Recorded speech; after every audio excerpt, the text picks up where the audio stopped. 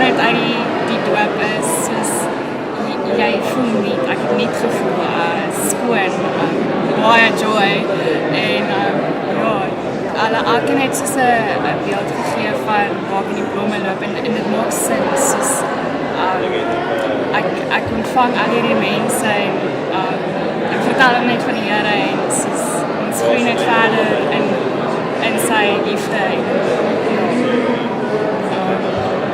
dit is regtig amazing, ek dink enigiemand wat net soos al dink jy oor die doop, gaan go for it, nie huiwer nie, moet regtig nie huiwer nie, dit was my fout. Ek het tot hierdie punt gekom, toe ek laasweek Sondag in die kerk was, en dit is soos, jy kan nie heeltemal lewe vir die Here as jy nie doodgaan en dan weer opstaan nie.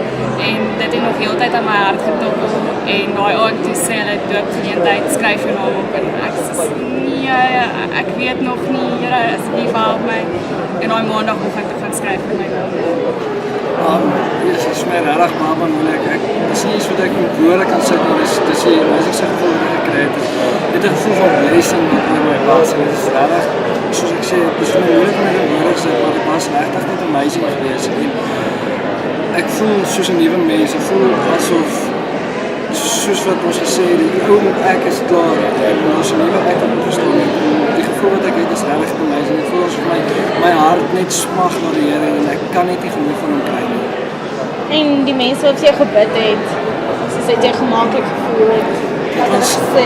Dit was die amazingste geweest, soos dit voel vir my, daar's vreemdelinge om my geweest, maar dit was regtig net amazing geweest, vir my so lekker geweest, ek het so tuis gevoel, so gemaklik gevoel, dit was vir my net die beste gevoel uit geweest, soos my vriende en familie was hier geweest, maar die mense wat nie my vriende was, die voel vir my like my vriende geword, en juist hierdie connectie van Jesus Christus het dit vir my regtig moontlik gevoel, en ek het so gemaklik gevoel, was vir my regtig so baie lekker geweest.